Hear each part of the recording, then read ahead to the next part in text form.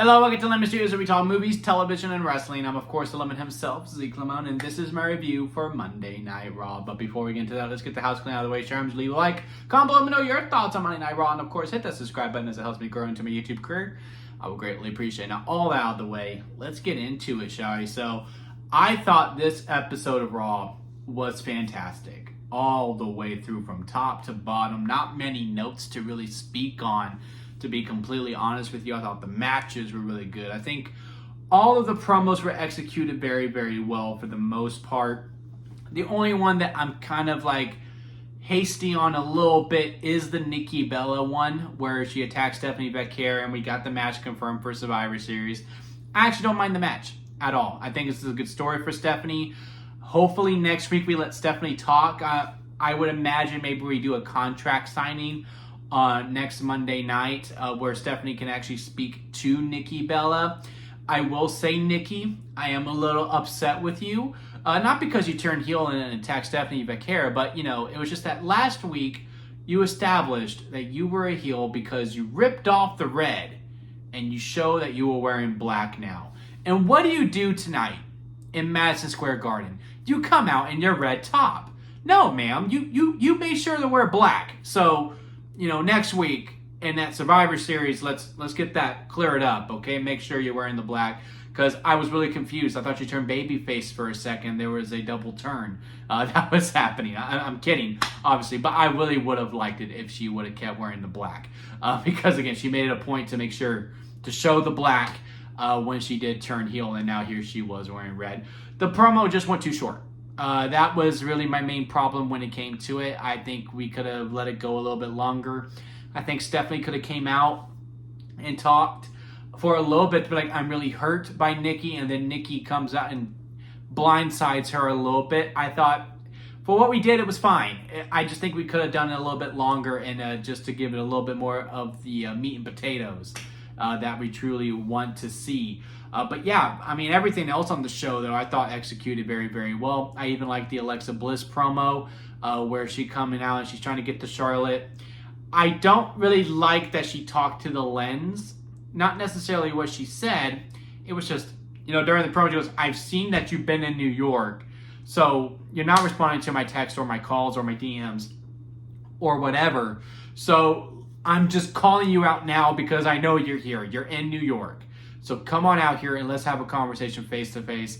Asuka's music's hit, and then here we go. We get to the same exact area because I don't know, just with her talking to the lens, you know, I don't mind, you know, looking into Alexa's eyes or anything like that.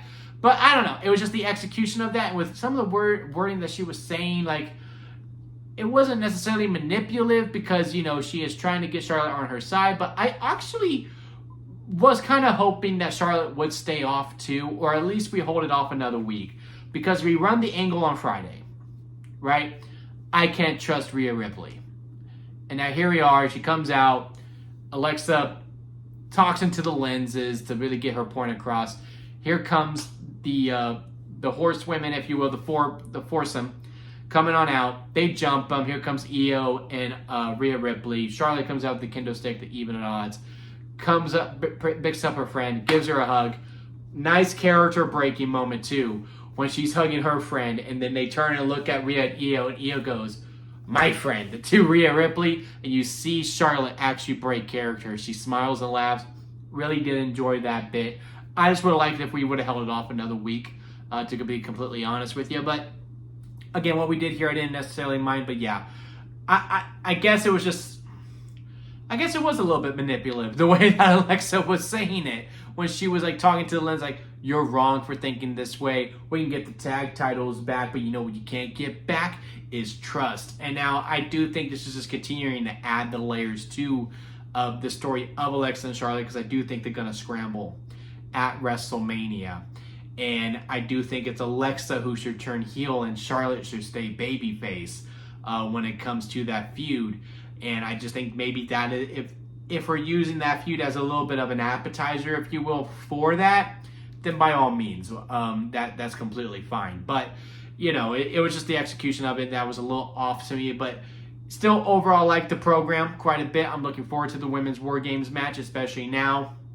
That seems pretty evident that AJ Lee and Becky Lynch are going to be filling up the final spots, because Maxine Dupree won the Women's Intercontinental Championship. Does get me a little bit worried, because I read that apparently Triple H doesn't care for the mid-card titles when it comes to the women's, and that, you know, they just did them because they felt like they had to, and it really wasn't until Becky Lynch like really invested within the story for them to actually give a damn about it. Now that Becky doesn't have it, I am a little worried about it. But yeah, still good program. Maxine is now, 3-0 against Becky. Kind of did a callback to the 1-2-3 kid. A flying cross body got the 1-2-3. Really did enjoy that. And then, of course, here comes AJ Lee to really even out the odds. I mean, this was just a night of pops, in all honesty, right? You had John Cena to kick off. You had Dolph Ziggler in the Last Time Is Now tournament. You had AJ Lee coming out. Then, of course, at the end, Gunther coming out to his original theme song, so that was pretty cool. And then, you know, we have Brock and Roman at the very end of the show.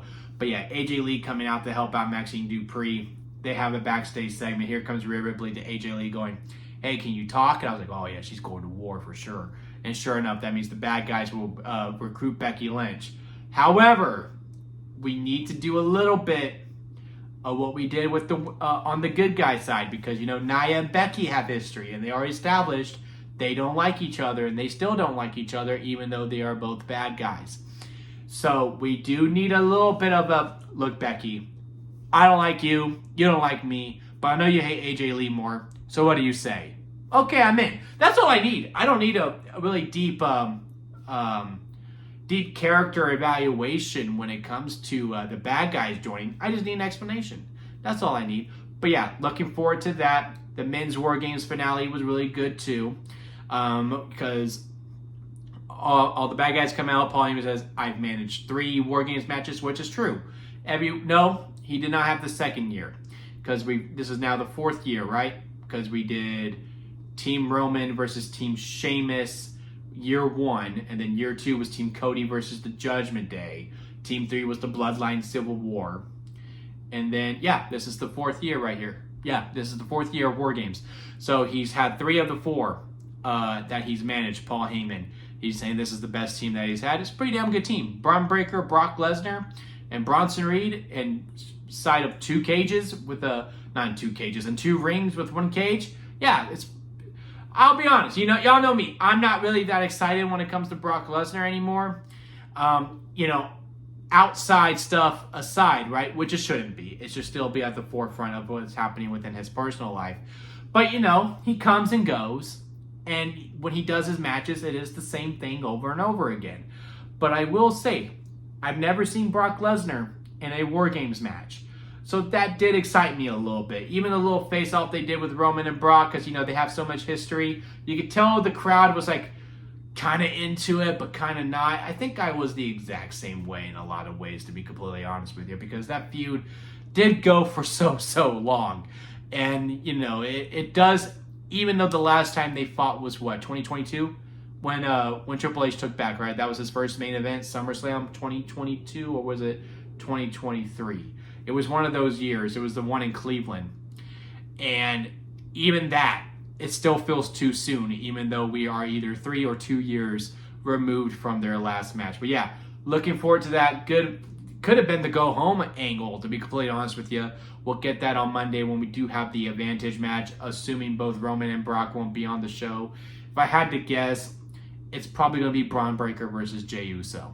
And I don't know who deserves the advantage more. Part of me thinks you give the good guys the advantage, because simply you want Brock to come out last, right? Again, Brock Lesnar doesn't excite me that much anymore, but Brock Lesnar coming out of that mini cage first to go through, which I don't know if they would have Brock Lesnar in the cage, or if he would just come out like, oh, he's running late, or something like that. And he's the final guy, and then that's when the bell rings, and then here we go.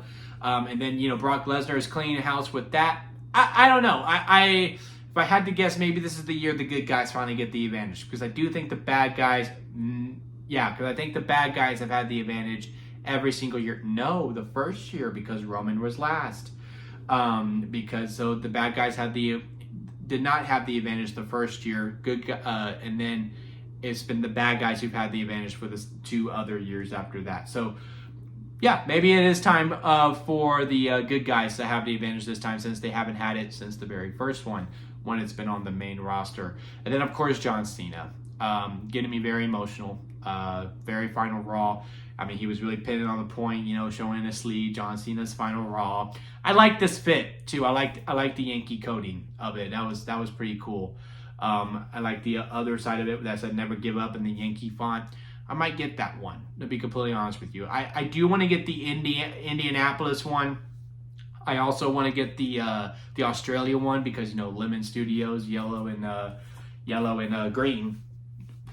For Lemon and Limes, if you look at the header, we have a Lemon and a Lime mascot, so it seems very fitting to get that one. But I really like the Yankee one as well. Really like the hat too. The "You Can't See Me" looked very cool. But yeah, we set up that look. Dominic comes out. He wants his rematch. You were handed this. We did it your way the first time. You had it in your hometown in Boston. So the second one, we're gonna have it in my hometown in San Diego. All for it. Again, I think I would have rather had Cena in War Games because you're never going to have this opportunity again. He's never been in it before. Again, it's like a fresh coat of paint. But then, Judgment Day comes out, goes, "You're not having a match. You're getting your ass kicked." They beat him up. They kind of put the Judgment Day story to the side for 2 weeks in a row now for this John Cena feud, because then here comes Rey Mysterio and Sheamus. John Cena's final match being a 6-man tag. I saw some people being kind of upset about that. But Cena in execution, it was like full-blown house show party type 6-man tag. I had a lot of fun with it. I love the good tidbit where Sheamus is like, "No, you get in the center, Cena," and they do the 5-knuckle shuffle. I really did enjoy that quite a bit. Cena getting the win. I also really like how everyone in Judgment Day hit their finisher from the top rope onto him, and yet we still had Cena kick out, or the good guys broke them up because Cena's in very, very rare Super Cena form since he is about to leave. But yeah, again, overall, this episode of Raw was absolutely fantastic. And of course, as he's walking, he goes, "That's all she wrote. I'll see y'all later." And then he left. I'll be honest, I almost shed a couple tears because it was just like, damn, man, end of an era. Because I was always a SmackDown guy, right? Like, if you made it this far, I do greatly appreciate it. So, quick story time. I found WWE 18 years ago, right? Which means John Cena has been wrestling, and I'm 28, which means John Cena has been wrestling in my life more than he hasn't.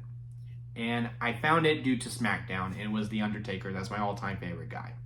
Flipping through the channels, I didn't have cable, or my mom didn't have cable, and, Channel 33 is when SmackDown was on. Very first match, immediately fell in love. It was Chavo Guerrero versus Rey Mysterio in my quit match. So a lot of things are like really fitting for this. And then, after that match, or like it was going to commercial break for that match or something like that, or the match was about to start, then you have the whole The Undertaker returns. It's like after when Mark Henry attacked him, because they played the whole video before that. And, he was about to return to face Mark Henry. And then, that I Quit match happened. So the fact that Rey Mysterio is part of his final Raw, I don't know, it's just really hitting me. And then, I was telling my dad, like, "Oh, I found this thing is really cool." He goes, "Well, they also have this other shows on Monday Night Raw."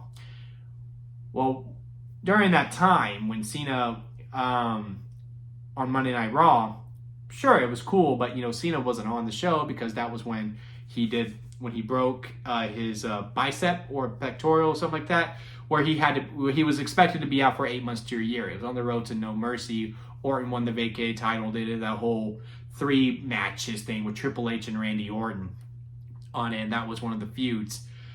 And, Raw was fine, but, SmackDown was my show at the time.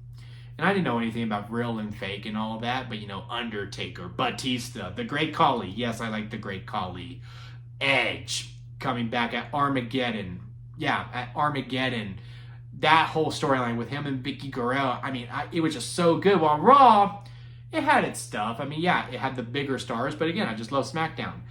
And then that Rumble, Cena comes back, and then Cena was the reason why I started to like Monday Night Raw. And in some ways, I liked Raw a little bit more than SmackDown in some areas. So the fact that, again, Rey Mysterio is involved in the final match on Raw, with Cena being the person who got me into Monday Night Raw, because again, I was such a SmackDown guy, it was just very fitting. it was very, very fitting. And again, even now I am getting a little bit emotional when it comes to it. But yeah, very good episode of Raw, maybe Raw of the Year. I think that is in contention for it. Madison Square Garden was a hell of a crowd. They did great for it, especially with how much they paid for those tickets. They were like, no, we're going to be loud during this whole entire show, no matter what. But yeah, I loved it. If you made it this far with the review, I do greatly appreciate it. Leave a like. Comment below, let me know your thoughts. Let me know how you fell in love. Does Cena have a portion of it? When you fell in love with professional wrestling? I know I kind of went on that little tangent there, so if you made it that far and you kept listening to it, I do greatly appreciate it. But yeah, comment below your time when you fell in love with wrestling and what's your favorite Cena moment.